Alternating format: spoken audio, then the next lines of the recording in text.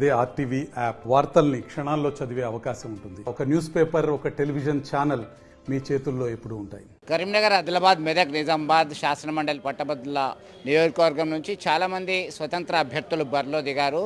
వారి యొక్క ప్రాధాన్యత చూపెట్టుకుంటూ ఎన్నికల్లో ప్రచారాన్ని కొనసాగిస్తున్నటువంటి పరిస్థితి. మనతో మాట్లాడడానికి కరీంనగర్ కోర్టులో ప్రాక్టీస్ చేస్తున్నటువంటి అడ్వకేట్ హేమలత ఉన్నారు. హేమలత గారు, చెప్పండి, ఎందుకు మీరు నామినేషన్ చేశారు, ఏంటి అసలు ప్రధాన ఎజెండా? నమస్కారం అండి అందరికీ. నేను మెతుకు హేమలత పటేల్ అడ్వకేట్ అండి. నామినేషన్ ఎందుకు వేశానంటే యువత ముందుకు రావాలి, మహిళలు ముందుకు రావాలి. ఇప్పుడు ఏదైతే 56 మంది ఉన్నారో దాంట్లో ఉంది 3 మాత్రమే మహిళలు. మన రిజర్వేషన్స్ ఎటెళ్తున్నాయి, మన ప్రభుత్వం అమలు చేసే పద్ధతులన్నీ కూడా ఎటెళ్తున్నాయి, ఎవరు స్వీకరిస్తున్నారు, యువత కోసం మెయిన్గా నేను నామినేషన్స్ వేయడం జరిగింది. అంటే మీరు మహిళలు గ్రాడ్యుయేట్స్ ఎవరైతే పూర్తి చేసుకున్నారో వాళ్ళని ఎన్రోల్ చేయించడంలో ఇంట్రెస్ట్ చూపెట్టారా బిఫోర్? 100% నా తరఫున మహిళలనే కాదు, ఎక్కడైతే గ్రాడ్యుయేట్స్ ఉంటారో వాళ్ళకి సంబంధించి ఎన్రోల్మెంట్లో నేను కూడా కృషి చేశాను, అవేర్నెస్ చేశాను. పట్టభద్రులే కదండి రేపటి భావితరానికి ఇదవుతారు, కాబట్టి ప్రతి ఒక్కరికి కూడా నేను నా సహాయం చేస్తూ ఎన్రోల్ చేయించాను. ఆల్రెడీ మీరు బీయింగ్ అన్ అడ్వకేట్ ఉన్నారు, మీరు ఎమ్మెల్సీగా బరిలో దిగితే ఇంకా దానికన్నా ఎక్కువ ఏం చేద్దామనేటువంటి ఆలోచనతో ముందుకు వచ్చారు? నేను న్యాయపరంగా చాలా మందికి సేవలు చేస్తున్నాను, కొంతమందికే చేయడం జరుగుతుంది. అదే రాజకీయంగా ఉండి ఒక 4 డిస్ట్రిక్ట్లలో నేను ఉండగలిగితే చాలామంది సమస్యలు నేను పరిష్కరించడానికని దానికోసమని నేను ఎమ్మెల్సీగా రావడం జరిగింది. బరిలో ఉన్నాను ఆ విషయం పైన ఎక్కువ సేవ చేద్దామని చెప్పేసి. పట్టభద్రులకి, నిరుద్యోగులకి, మహిళలకి, ఉద్యోగం చేస్తున్న వారి వేతనాల కోసం బాధపడుతున్న బాధలకి, నోటిఫికేషన్స్కి, యువత క్రీడారంగంలో ఎలా ముందుకు రావాలి, ఎలా రాణించాలి, ఇవన్నీ విషయాలపై ఇవన్నీ చేయడానికి కోసమని నేను ఈ బరిలోకి రావడం జరిగింది. అంటే ప్రధానంగా మహిళలు ఎదుర్కొంటున్నటువంటి సమస్యల్ని ఇదివరకు ఏమైనా గుర్తించారా, మీ దృష్టికి ఎవరైనా తీసుకొచ్చారా?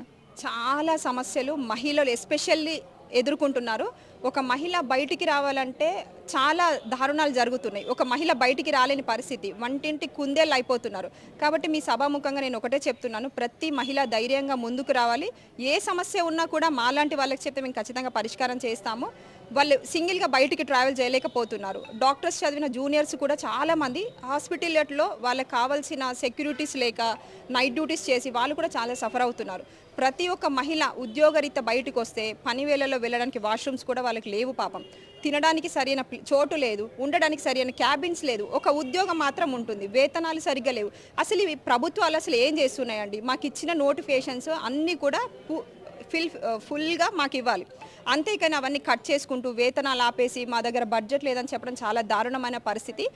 వీళ్లకు అవన్నీ పనులు చేయకపోతే రాజీనామా చేసేయాలండి అందరూ, కానీ ఇంతమంది ఉద్యోగుల్ని బలి చేయకూడదని నేను అనుకుంటున్నానండి. అంటే పట్టభద్రులు, నిరుద్యోగులు, ప్రైవేట్ ఉద్యోగులు వీళ్ళందరూ కూడా సొసైటీలో కొనసాగుతున్నారు, అనేక ఇబ్బందులు ఎదుర్కొంటున్నారు. వాళ్ళకి ఇచ్చేటువంటి అష్యూరెన్స్ ఏంటి మీరు? పట్టభద్రుల్లో ఉన్న యువతకి మెయిన్గా సరైన సమయంలో నేను నోటిఫికేషన్స్ ఇప్పించగలుగుతాను. నోటిఫికేషన్ కూడా వితిన్ 3 మంత్స్లో కంప్లీట్ అయ్యేలాగా నేను చూస్తాను. నిరుద్యోగులు ఎవరైతే ఎదుర్కొంటున్న సమస్యలు ఉన్నాయో ఉపాధి కోసం వాళ్ళకి కావాల్సిన ఇండస్ట్రియల్ ఇక్కడ తీసుకొచ్చి పెట్టిపిస్తాను కేంద్ర రాష్ట్ర ప్రభుత్వంతో మాట్లాడి. అలాగే చట్టసభల్లో ఒక మహిళగా నిరుద్యోగుల పట్ల, మహిళల పట్ల, పట్టభద్రుల పట్ల నేను 100% నిలబడతాను. వాళ్ళ సమస్యలన్నిటికీ పరిష్కారం తీసుకొస్తాను. అంటే ప్రతి ఒక్క ఓటర్ దగ్గరికి మీరు డైరెక్ట్లీ ఆర్ ఇండైరెక్ట్లీ రీచ్ అవుతున్నారా ఇప్పుడు? ఎందుకంటే ఎమ్మెల్సీ గ్రాడ్యుయేట్ కాన్స్టిట్యుయెన్సీ అనేది 3,50,000 ఓట్లు ఉన్నాయి, 4 ఉమ్మడి జిల్లాలు ఉన్నాయి, 13 near about districts, 42 assembly constituencies ఉన్నాయి. నాకు వీలైనంత వరకు నేను వెళ్తున్నానండి. మహిళ కదండి, ఇక్కడ మహిళ అనేసరికి ఒక చిన్న చూపు చూస్తున్నారు కొంతమంది. అలాగే మిగతా వాళ్ళంతా కూడా మేము డబ్బు ఇస్తాం, మాకు వెయ్యండి, మమ్మల్ని గెలిపించండి అని ఒక నినాదం తీసుకొస్తున్నారు.